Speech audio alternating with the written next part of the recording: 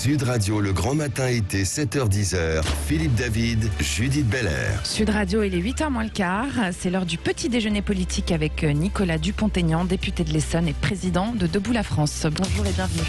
Sud Radio, Bonjour. le grand matin été, 7h-10h. Philippe David, Judith Belair. Bonjour Nicolas Dupont-Aignan. Bonjour. Vous étiez en tête du cortège samedi lors de la manifestation parisienne contre le pass sanitaire. Pourquoi avez-vous tenu à être présent ? Parce que c'est une question de liberté publique, tout simplement. On peut être pour le vaccin, on peut être contre le vaccin, on peut avoir tel avis sur la crise sanitaire, tel autre.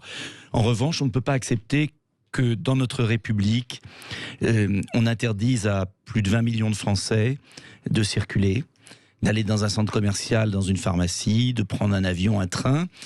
On ne peut pas accepter qu'il y ait deux catégories de citoyens. Cette discrimination en fonction d'un état médical n'a jamais vu. Et on ne peut pas accepter de dresser des Français les uns contre les autres. Voilà. Encore une fois, je veux le dire parce que ce que je vois à la télévision depuis 2 jours est insupportable d'injustice. Dans la foule qu'il y avait samedi, et un monde immense, il y avait beaucoup de vaccinés, beaucoup de gens de tous milieux sociaux, c'était dans un calme, dans le bon enfant, et pas du tout les images que nous montre la télévision. Alors justement, avant le début de cette manifestation, vous avez déclaré que l'extension du pass sanitaire dans la vie quotidienne des Français marquait le début d'un engrenage vers une dictature. Est-ce que le mot n'est pas un peu fort ? Mais écoutez, oui, c'est un engrenage insupportable. Enfin, je ne sais pas si vous réalisez ce que cela veut dire.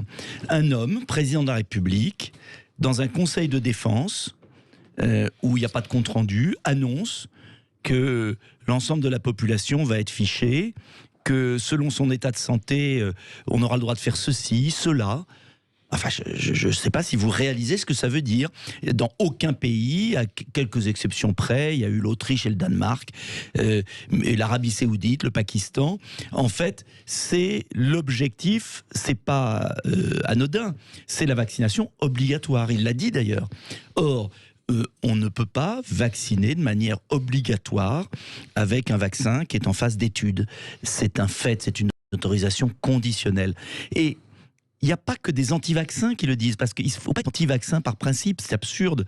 Moi, je suis pour la vaccination à bon escient. Et ce que je n'accepte pas, c'est qu'on nous caricature. Mais je veux le dire à ceux qui sont vaccinés, il y en avait beaucoup dans la foule samedi. Au bout de 6 mois du fameux vaccin, on va leur dire « Ah, là, c'est fini, votre QR code tombe, vous n'avez plus accès à tel endroit, il faut reprendre une dose. » Mais au nom de quoi, comment, quelle vérité scientifique ? On n'a pas le recul nécessaire. On n'a pas le recul.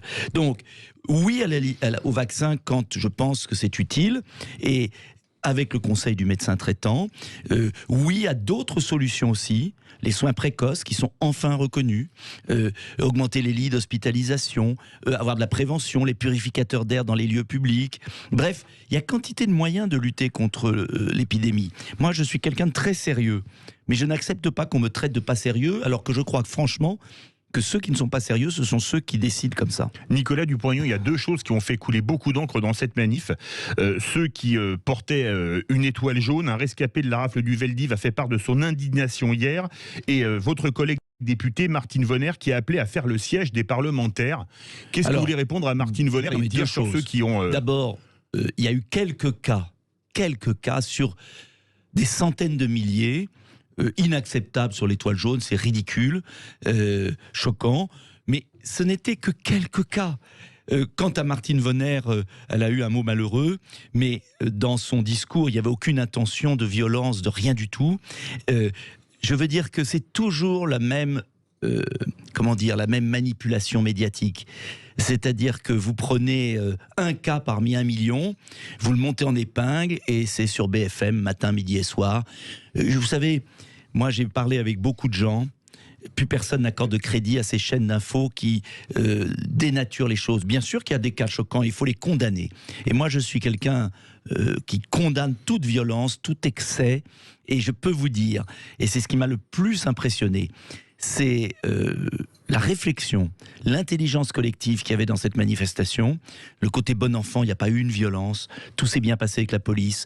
Vous savez, les Français manifestent simplement parce qu'on va leur interdire, par exemple, d'aller à l'hôpital pour se faire soigner. Je ne sais pas si vous réalisez ce que ça veut dire. Vous savez, des gens ils ont qui dit ne peuvent qu'on pas se pourrait faire rentrer à vacciner. l'hôpital même en n'ayant pas de test PCR. Ça commence à faire marche arrière. Mais vous vous rendez compte qu'il y a des personnes en France qui médicalement ne peuvent pas se faire vacciner. Médicalement. Il y a 5 millions de personnes qui ont eu le Covid, qui ont plein d'anticorps. La médecin déléguée nationale de Debout la France, Véronique Roger, me disait qu'elle a refait sa sérologie et elle me dit j'ai plein d'anticorps et elle va être obligée de se vacciner alors qu'elle a déjà les anticorps. Donc, encore une fois, on demande de la mesure, du respect et puis une vraie politique de lutte contre l'épidémie. Alors justement, vous avez parlé de mesures de respect. Je vais vous citer ce qu'a dit Gabriel Attal hier dans les colonnes du Parisien pour parler de la manifestation. Je cite, « Il y a une France laborieuse et volontariste qui veut mettre le virus derrière les travail. Elle est largement majoritaire. Et puis, il y a une frange capricieuse et défaitiste, très minoritaire, qui se satisferait bien de rester dans le chaos et l'inactivité. » Qu'est-ce que vous voulez répondre à Gabriel Attal ? Le pauvre Attal est dans l'excès. En fait, c'est le perroquet du président de la République et ils sont dans l'excès, dans la déraison, dans la manipulation. Je crois que quand on est président de la République, et j'espère que ce sera bientôt fini pour Emmanuel Macron, on doit rassembler un pays. On doit mettre en place une stratégie. Moi, je répondrai simplement à Gabriel Attal, pourquoi vous fermez des lits ? Toujours. Ferme des lits. Il y a quantité d'hôpitaux qui ne pourront pas fonctionner cet été. Pourquoi vous ne mettez pas des purificateurs d'air dans les écoles ? Pour préparer la rentrée, il faut être sérieux. Pourquoi vous n'incitez pas les Français à prendre leur dose de vitamine D qui renforce l'immunité? Pourquoi vous n'accélérez pas les recherches sur les produits qui permettent de réduire les formes graves, notamment l'ivermectine? Vous voyez, donc, ils sont dans la gesticulation. Moi, je suis dans la proposition. Alors justement, Nicolas Dupont-Aignan, c'est une semaine parlementaire très importante qui s'ouvre. Aujourd'hui, c'est en Conseil des ministres qu'est ce projet de loi. Avant son arrivée demain en commission à l'Assemblée nationale, qu'est-ce que vous redoutez dans ce projet de loi et que peut faire le Parlement? Que pensez-vous que le Parlement va faire pour l'amender? Si nous avions des députés, des sénateurs courageux, ils voteraient contre. Tout simplement. Premier point. Il n'y a pas un article qu'il faut accepter. C'est la mise en place d'une laisse. On va mettre autour du cou des Français une laisse, on va les mettre en laisse. C'est ça, ce projet. C'est la première fois dans une démocratie que, selon votre état médical mis sur votre QR code, sur votre téléphone, vous aurez le droit de faire ceci ou faire cela. C'est extrêmement grave. Deuxième point, je pense que ce n'est pas constitutionnel, puisque un non-vacciné, à peu près 20 millions de Français, même plus, 25 millions de Français auront moins de droits qu'un fichier S terroriste. Le Conseil constitutionnel a annulé des dispositions que nous avions votées pour, à la sortie de prison des terroristes islamistes, pendant 1 an ou 2, les obliger à avoir un bracelet électronique. Là, c'est pire. Parce que le bracelet électronique, il pouvait aller où il voulait. Là, c'est pire. C'est vraiment les restreindre. Donc, est-ce que le Conseil constitutionnel va accepter cela? Moi, je ne le crois pas parce que je crois encore en l'état de droit. Après, on verra. Avant le Conseil constitutionnel, il y a le Conseil d'État. Oui. Et je cite, le 6 juillet dernier, le Conseil d'État avait rendu un avis favorable au pass sanitaire en conditionnant la validité du dispositif au fait qu'il n'était pas requis pour les activités du quotidien, dont il en énumérait quelques-unes, travail, magasin, restaurant. Pensez-vous que le Conseil d'État pourrait se déjuger 2 semaines après avoir rendu un tel avis? Vous savez, Monsieur Véran, le cœur sur la main, lors de la discussion parlementaire il y a 2 mois sur le pass sanitaire, où j'avais dit, vous mettez ce pass sanitaire soi-disant pour les rassemblements de plus de 1000, demain vous le mettrez sur autre chose. On m'avait traité de complotiste. Et la réalité est arrivée. Donc Monsieur Véran a dit exactement l'inverse il y a 2 mois. Le Conseil d'État, on va voir s'il y a encore des autorités judiciaires dans le pays. On va voir. En tout cas, la mobilisation de tous les Français est indispensable dans le calme, la dignité. Ce sont nous les gens raisonnables. Nous sommes gouvernés par des irresponsables. Et j'ajoute quelque chose de beaucoup plus grave. En décidant de ne plus rembourser le test PCR, ils vont laisser se propager la maladie, puisque beaucoup de gens ne pourront pas se payer un test. Et ça, c'est pour début octobre. Donc vous voyez bien qu'ils veulent conduire tout le monde à un vaccin. J'ajoute dernier point sur le vaccin. Pourquoi on n'attend pas aussi le vaccin Sanofi, qui est un vaccin traditionnel, qui devrait sortir en décembre. Et est-ce que les Français n'ont pas le droit du choix de leur vaccin? Pourquoi on ne légalise pas des vaccins, même le vaccin chinois? Pourquoi il est autorisé dans le monde entier, sauf en Europe? Vous voyez, ce qui est très malsain dans tout ce qui se passe, c'est qu'on a l'impression vraiment qu'on veut, forcer les Français à faire quelque chose contraire à leur intérêt. Et je crois qu'on a le droit de disposer de son corps, de son esprit, de sa pensée. Nous sommes en liberté. Et moi, je défendrai toujours la liberté, l'égalité, la fraternité. C'est la devise de la République, quand même. Judith Belair. Oui, Nicolas Dupont-Aignan, on change un peu de sujet. Oui. Que pensez-vous du maintien au gouvernement du ministre de la Justice, Éric Dupond-Moretti, suite à sa mise en examen? C'est surréaliste. Voilà, on a un ministre de la Justice mis en examen. Alors, être mis en examen ne veut pas dire coupable, mais la tradition voulait dans notre pays que quand il y a une mise en examen, le ministre se dégage de ses responsabilités, ne serait-ce que pour assurer sa défense dans de bonnes conditions, ne pas salir le gouvernement s'il est vraiment coupable. C'était une tradition qui n'est pas idiote, mais là, vous savez, c'est un pouvoir finissant.